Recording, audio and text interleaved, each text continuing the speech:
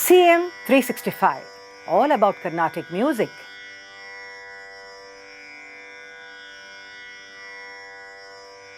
In the earlier episode, I had mentioned about the work Oriental Music in European Notation, authored by Sri A.M. Chinnasamy Mudaliar.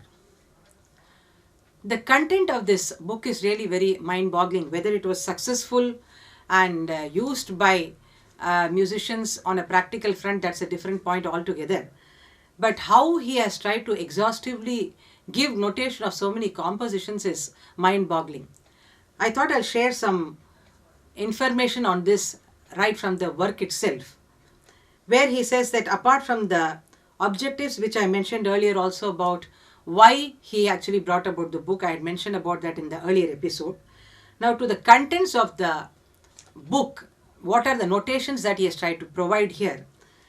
He calls our music Dravidian or Carnatic music, and in this he has aspired to write notation, European or Western notation, for the complete works of Tyagaraja, comprising over 700 melodies, arranged in the order of the 72 Melagarthas and their derivative ragas.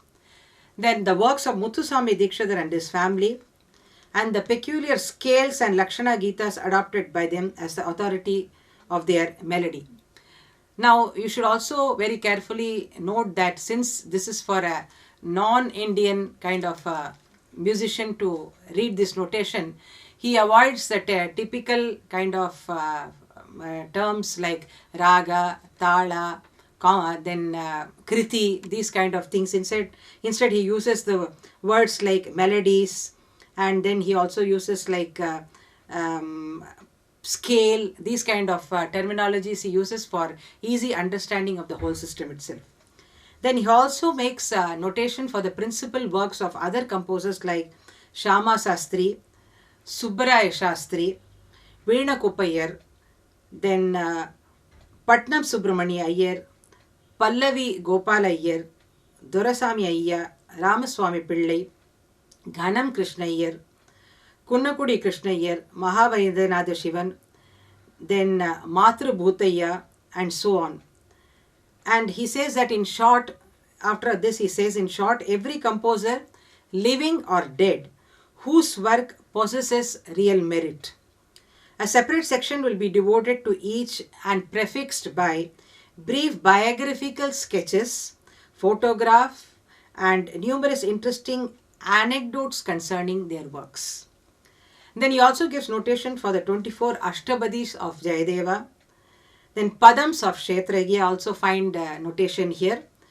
Then Ramayar Padams attributed to Arunachala Kavirayar, they are also being notated. Then different miscellaneous Padams. Then some Christian lyrics in the several vernaculars. Apart from this, we see that he has also mentioned that music of other parts of India will also be featured here, like the Hindustani music known in southern, central and western India, the music of northern India and Bengal, then also mention of music of other parts of the east like Arabia, Persia, Ceylon, Burma, Japan, China and so forth as far as possible. And foreign music, European or quasi-European airs and selections from foreign melodies of all kinds, including the national anthem of the various countries in the world set to vernacular words. Then a bouquet of all the eulogies sung by poets in different languages regarding the charm of music, set to appropriate music if possible. He also has mentioned about a comprehensive dictionary of musical terms comprising in a tabular form the equivalents for the most important technical expressions used in Italian, English, French, German, Sanskrit, Telugu, Tamil and other vernaculars. Then a history of Oriental music and of Oriental musicians from the earliest times with portraits, autographs, etc. A comparative sketch of international music embracing all the musical notations of the world. This actually seems to be a mind-boggling work actually, because the kind of exhaustive subjects that it has attempted to encompass is really very, very amazing. Just would like to read out one more very interesting thing that the book itself has. I am reading verbatim from that. First installment of the publication, how he has tried to reach out this publication to the people in terms of making subscriptions, etc. This is now ready, and a large file book is supplied with this book, consisting of a neatly bound portfolio on stout cardboards, in which each monthly issue may be pasted consecutively as it is received from time to time. An elastic strap is attached to the cardboards so that when the book is opened and laid on the rack, the tape may extend over the entire breadth of the file and hold down the sheets, and that when the book is closed, the elastic may be twisted round and brought over the book of the portfolio, back of the portfolio, in view to keeping the music tightly together. So he has also mentioned the purpose of this file book that he has actually brought out in terms of preserving all the sheets that are going to be published as a book. And he also mentions the cost. A half bound of this costs 1 rupee, and the calico costs 1 rupee and 8 annas.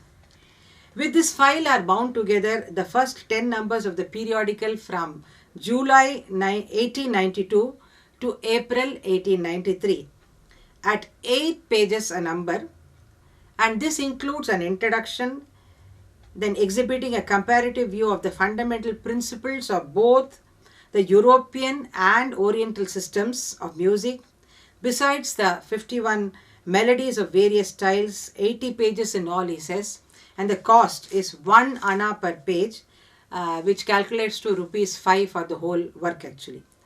So total cost now, he says, with the file book is again half bound, copy is 6 rupees, and calico bound copies 6 rupees and 8 annas.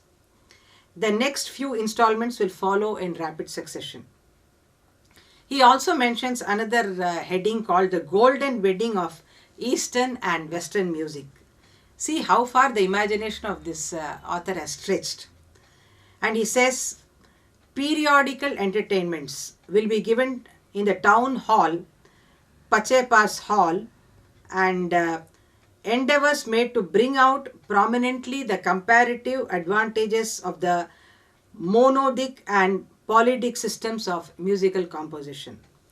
And he says grand panoramic exhibitions will be held with magic lantern, etc., will be added to enhance the attractiveness of these entertainments, which will be varied by comical interludes, musical farces, and so forth.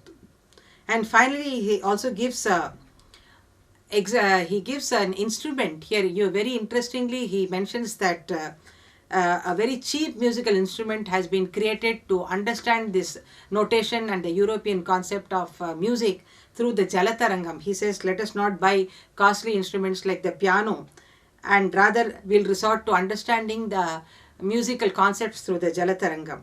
Like this, we see that many interesting aspects, and how painstakingly he has tried to get subscriptions for this whole work, in terms of trying to reach it to a larger number of people, where he even one place he mentions about how he has deputed people in different stations, different places, to actually get the copy, because sending the copy individually again will involve a lot of postal expenses. So what he did was that also he makes a mention in the book, that for each station or small city or town, he tries to depute people there, so that as a bulk the copies could be sent to one person, and he could in turn distribute it to the other people. And he also said that the subscription could be collected by this one person, and then he could deposit in the account of the press itself. So what are the different methods that he has adopted in terms of creating this concept of notation for our Indian compositions, how he has tried to describe the theory of our music and make it understandable to a Western kind of audience or the Western musician, and how he has even thought about, because this was not a book, as I mentioned earlier, these are weekly publications, so how to gather all these publication, reach it to the masses, and try to bring out as many copies as possible. Like this, extensively he has tried out various methods. So that way I think we must hail the efforts of Sri A.M. Chinnasamy Mudaliar in terms of trying to propagate the greatness of Carnatic music far and wide into the world. CM 365, all about Carnatic music.